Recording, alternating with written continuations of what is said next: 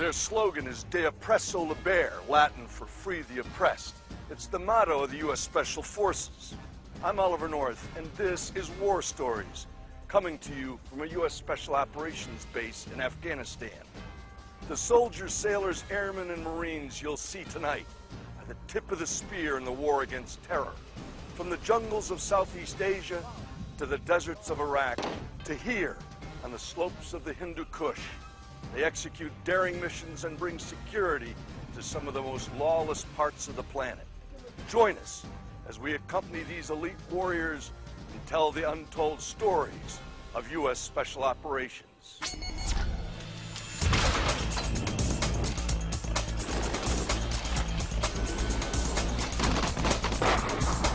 They've been called masters of chaos, Green Berets, frogmen, swift and silent killers.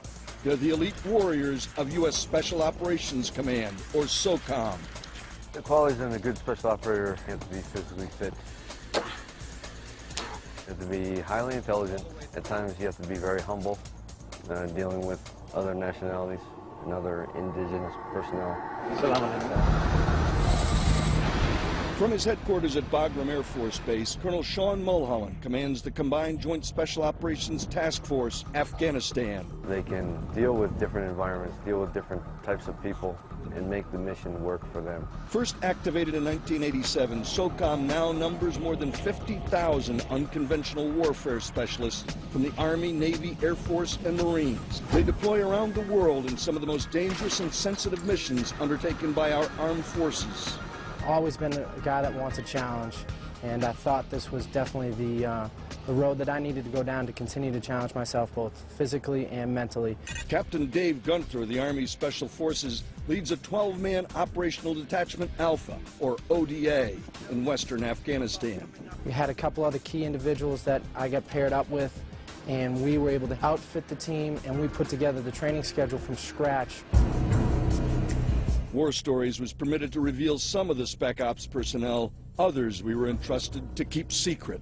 We've got a good mix of people, and nowadays you got from anywhere from a guy who's 24 years old to a guy who's 40-some years old. And they operate with a U.S. Marine Spec Ops unit in a command that's the first of its kind.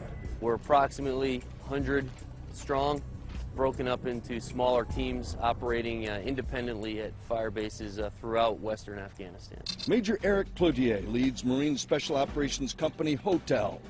When SOCOM was organized, the Marine Corps didn't have any units assigned. But in 2006, when the Marine Corps Forces Special Operations Command, MARSOC, was established, Cloutier volunteered.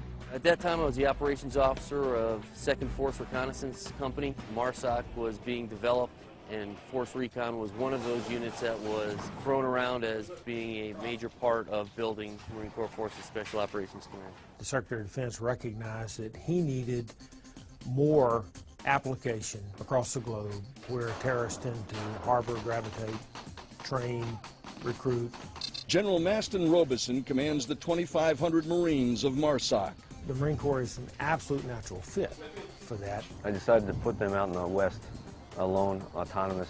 They are with one Special Forces ODA. This is the first time a Marine Special Operations team and a Detachment Alpha have been paired together in combat. There's a period of confidence building with our fellow warriors within SOCOM, as you would expect.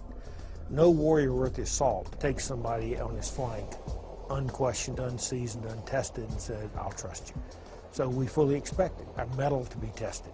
I was skeptical at first, but this has by far been one of my best deployments I've been on. It was as if these two teams that are out here were destined to work together, just from the personality, the different skill sets, and the same mentality that we both had about conducting business. Our primary mission is to train and advise and employ the Afghan National Army, to include a select commando unit that we are officially partnered with. Our War Stories team lived with and accompanied the Afghan Army's 207th Commando Battalion, led by Colonel Abdul Jabbar. Describe for us your relationship with the Americans who are here on this base. We are working with Special Forces and Marines, training our commandos, and everything is going very well. The Afghan Commando program right now is hands down the best program for Afghan National Security Forces.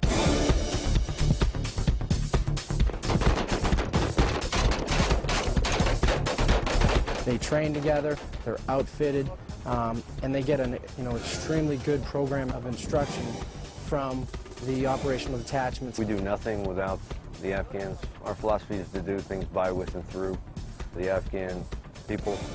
New technologies have revolutionized the battlefield, but for SOCOM warriors, the human component remains front and center.